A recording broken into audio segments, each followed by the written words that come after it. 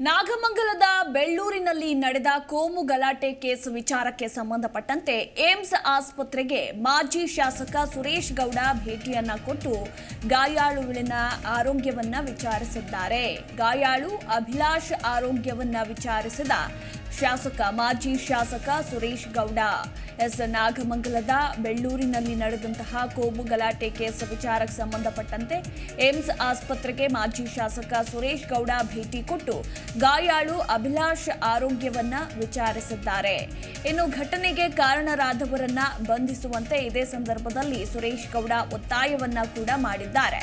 ಅಂದ್ರೆ ವೇಗವಾಗಿ ಕಾರು ಚಲಾಯಿಸಬೇಡಿ ಅಂತ ಹೇಳಿದ್ರಿಂದ ಆಕ್ರೋಶಗೊಂಡ ಮುಸ್ಲಿಂ ಯುವಕರ ಗುಂಪೊಂದು ಅಭಿಲಾಷ್ ಎಂಬುವವರ ಮೇಲೆ ಮಾರಣಾಂತಿಕ ಹಲ್ಲೆ ನಡೆಸಿರುವಂತಹ ಘಟನೆ ಮಂಡ್ಯ ಜಿಲ್ಲೆಯ ನಾಗಮಂಗಲ ತಾಲೂಕಿನ ಬೆಳ್ಳೂರಿನಲ್ಲಿ ನಡೆದಿದೆ.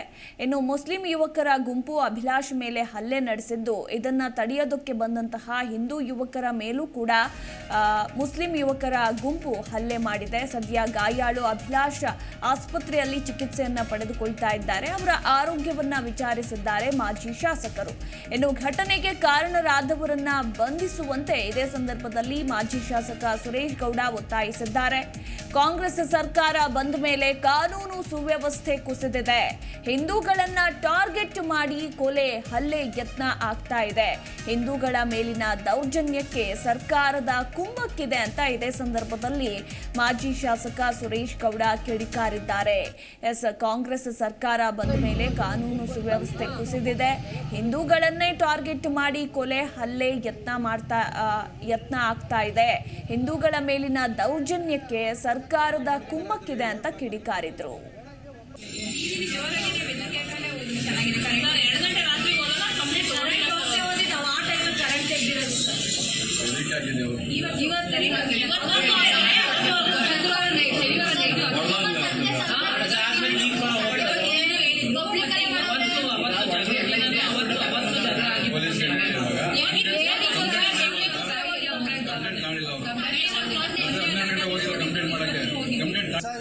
ಒಂದೇ ಅಲ್ಲ ಸರ್, ಅಮಾಯಕ ಒಂದು 2 ತಿಂಗಳಿಂದ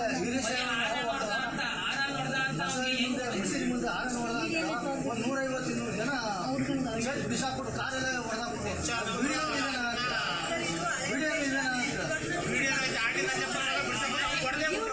ಕ್ಲೀನಿಂಗ್ ಮಾಡೋದು ಅಂತ ಪೊಲೀಸ್ನವ್ರಿಗೆ ಗಲಾಟೆ ಮಾಡಿ ಸ್ಟೇಷನ್ ಮುಂದೆ 100-150 ಜನ ಅವತ್ತು ಇವರೆಲ್ಲ ಅಮಾಯಕರು.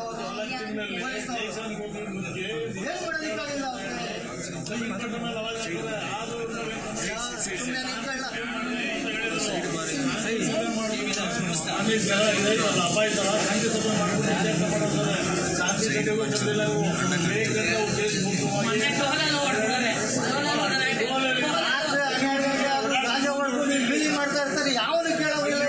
ಬೆಳ್ಳು ಮನುಷ್ಯ ಅಂತ ಸತ್ತೋಗವ್ರೆ, ಯಾವತ್ತೂ ಬರಲ್ಲ ಅವಯ್ಯ. ಜಿ ಕನ್ನಡ ನ್ಯೂಸ್ ಈಗ ನಿಮ್ಮ ಮನೆಯಲ್ಲೇ ನೋಡಿ. ಎಲ್ಲ ಕೇಬಲ್ಗಳಲ್ಲಿ ಈಗ ಲಭ್ಯ.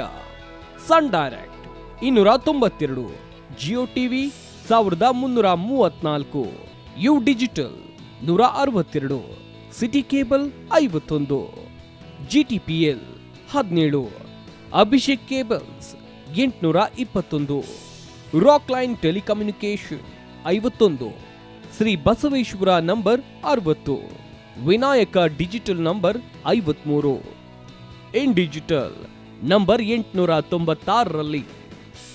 ನಿಮ್ಮಿಸ್ತದ ಜಿ ಕನ್ನಡ ನ್ಯೂಸ್ ನೋಡಿ ಆನಂದಿಸಿ.